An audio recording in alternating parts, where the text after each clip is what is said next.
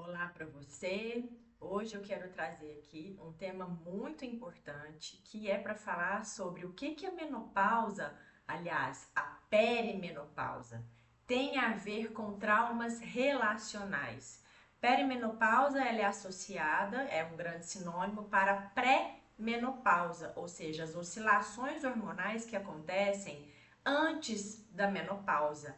E será que a insegurança emocional das relações podem afetar essa desregulação hormonal que acontece na mulher?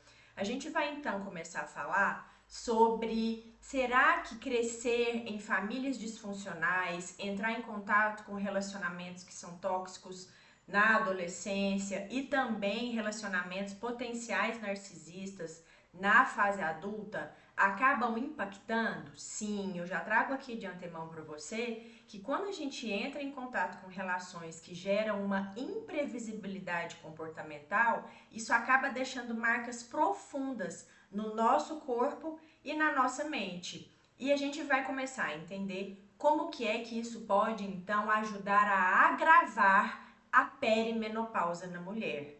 Hoje, nos estudos recentes, inclusive da doutora Mary Claire Haver, que é uma americana, que ela inclusive lançou um livro, se eu não me engano, em 2020 ou 2022, por aí, mas ela lançou um livro que chama A Nova Menopausa.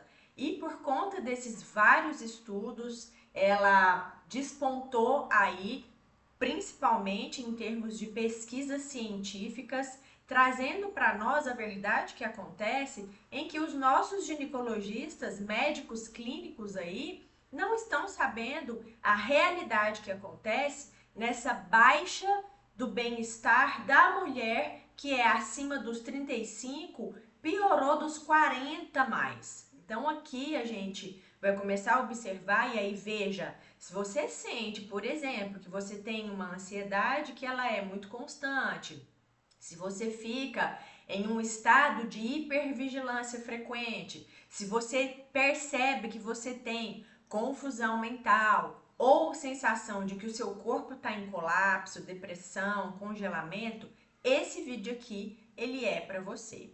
Então, iniciando aqui, a gente vai olhar para esse contexto das nossas famílias de origem, que trazem comportamentos muito disfuncionais desde a nossa infância. Então, quando a gente olha para esse lugar onde a gente cresceu em um ambiente que tinha muita imprevisibilidade, ou seja, nós lá na infância, pequenos, precisando de muita atenção, de presença constante. Quando eu falo presença constante, não é apenas a física, mas também a emocional, ter uma inteligência emocional para ajudar a gente a entender o nosso choro, a perceber o que é raiva, o que é medo. Quando nós não tivemos figuras muito importantes na nossa vida, que são os nossos pais ou os nossos cuidadores, e eles geraram em nós muita inconstância emocional, a gente vai então entender que ao invés da gente ter sido acolhida,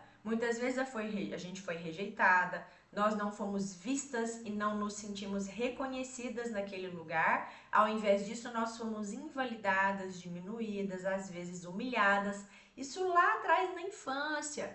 Então, quando isso acontece, o meu e o seu sistema nervoso, ele acaba aprendendo a viver em estado de alerta constante. Então, quando a gente olha para a ausência de previsibilidade e segurança física e emocional, vai gerar em nós uma percepção interna de um perigo constante, ou seja, a gente fica sentindo uma sensação de ameaça que nunca acaba. Parece que a gente precisa então entrar em contato com precisar de prever e antecipar tudo o que acontece nas nossas relações na fase adulta agora. Então aqui o meu convite para você entender é que isso não é apenas algo psicológico, mas é neurobiologia pura.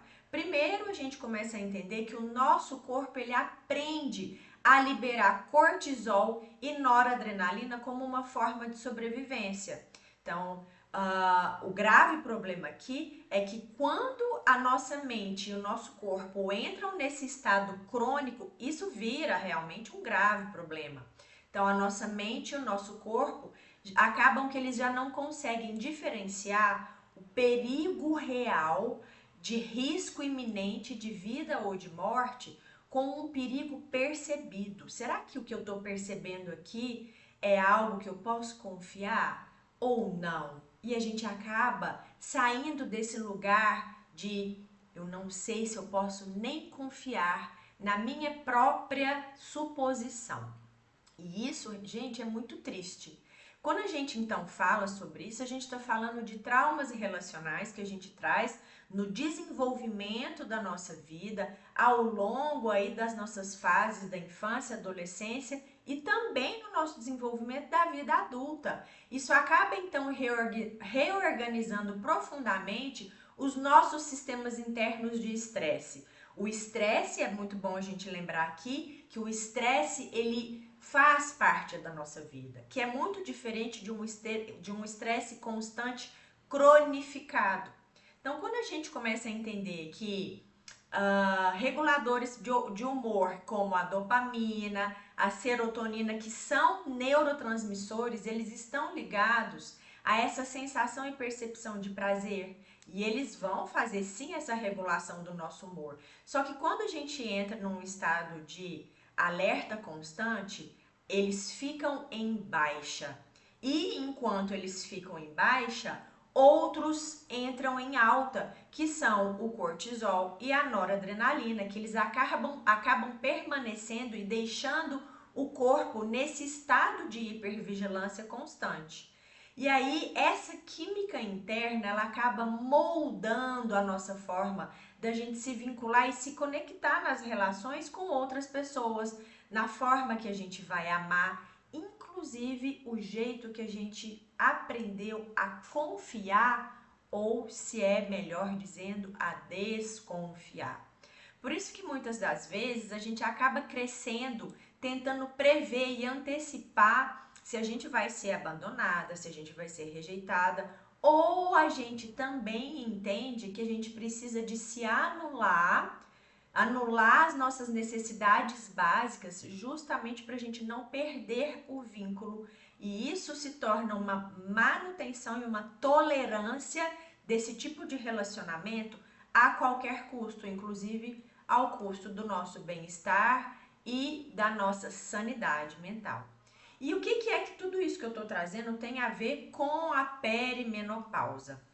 Vamos imaginar então esse corpo que eu estou contando, que ele é um corpo cronificado, em estado de alerta, que ele já está treinado pelo trauma constante, que aprendeu a viver nesse estado de hipervigilância. Ele então entra na menopausa. E aí a gente entende que o processo normal da perimenopausa é o decaimento da produção do estradiol, que ele é produzido principalmente pelos óvulos no nosso sistema reprodutor feminino. Ele é um hormônio protetor, como eu disse, ele começa então a decair.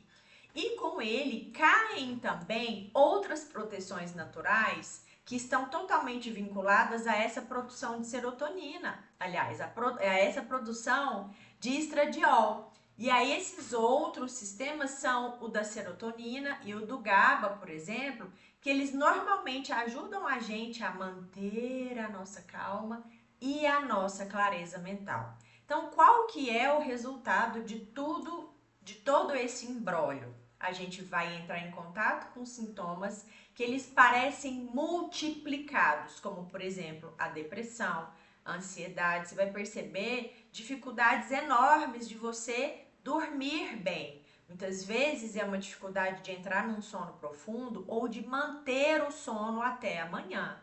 Vai perceber que você vai ter lapsos de memória e vai ter uma sensação, às vezes, de perca de controle. Às vezes, na maioria das vezes, eu ouço mulheres identificar e acreditar que elas estão enlouquecendo, e eu digo para você que isso também aconteceu comigo, tanto é que não à toa estou aqui contando isso para você, que eu acho isso um compartilhamento de informação de necessidade pública. Então, quando eu trago isso para você de uma forma gratuita, é para você compartilhar com outras pessoas, em especial com outras mulheres também. Então, a mulher, ela acredita piamente que ela está enlouquecendo, assim como eu acreditei. Só que, na verdade, nós estamos entrando num lugar que é numa sobreposição de vários processos do legado do trauma, somados, multiplicados a essa instabilidade de oscilação hormonal da mulher nessa fase de perimenopausa. Então aqui a gente está dizendo que esse encontro entre o trauma relacional, o trauma de desenvolvimento e a perimenopausa, isso não é um sinal de fraqueza. Isso não é um lugar de você aceitar e pensar que você é inadequada. Porque na verdade, isso é o corpo pedindo para você uma nova forma de autocuidado. Por isso que é tão importante a gente reconhecer que esses sintomas emocionais e físicos, eles estão entrelaçados e é fundamental para a gente não cair nesse lugar de autocrítica, de crença de que tem alguma coisa errada com a gente. Não é, isso faz parte, inclusive, do nosso próprio desenvolvimento, da nossa evolução. Nós precisamos de passar por esse lugar da perimenopausa. O que acontece é que quando nós temos esses traumas relacionais desde a nossa infância, agravados ao longo da vida, somados a essa perimenopausa, então a gente vai sentir esses sintomas muito profundos em nós.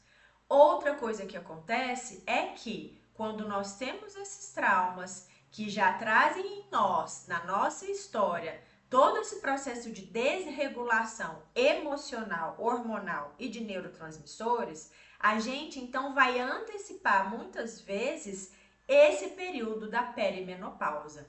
Então é aqui que entra justamente o entendimento desse autocuidado e desses recursos que a gente precisa de somar nessa nova percepção, que é a gente somar a psicoterapia, a experiência somática, que ela é muito importante, entender o nosso sistema de apego, como que nós aprendemos então a nos vincular com as outras pessoas. Será que é através de uma desconfiança, de uma insegurança?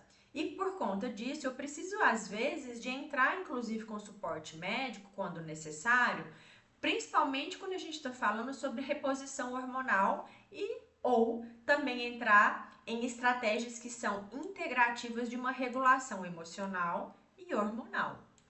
Então, se você se identificou com essa minha fala, eu quero muito te dizer que você não está sozinha. Isso não acontece só contigo. Aconteceu comigo, ainda estou no meu processo, isso só está começando. Eu tenho 43 mais, daqui a pouco faço 44, e existem muitas outras mulheres assim como eu que podem estar começando a identificar sintomas a partir dos 35 anos, porque essa é uma idade onde nós já começamos a sentir com inclusive um pouco mais de sensibilidade esse decaimento da produção dos ovários, dos óvulos. Então, o trauma relacional somado à perimenopausa, ele acaba sendo uma realidade de muitas mulheres. E trazer luz para esse contexto, para essa fala, pode ajudar muito a transformar essa nossa dor interna, essa nossa solidão, em uma oportunidade da gente poder se reconectar com o nosso corpo e também com a nossa história. Eu vou ficando por aqui, espero que você tenha gostado desse vídeo. Se quiser, deixe um comentário e te espero para o nosso próximo vídeo. Um abraço!